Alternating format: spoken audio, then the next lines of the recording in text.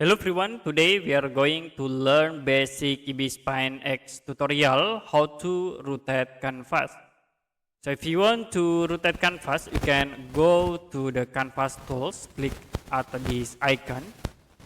And then there are two options, you can rotate 90 degree in left or you can rotate 90 degree in right. So we'll click in it to rotate in right, the canvas will be automatically rotated. You can click again to rotate in right, or another you can rotate in the left, and then we can rotate again. Okay, that's it for basic Ibis Spine X tutorial, how to rotate canvas. If you have any question about tutorial, you can comment below this video.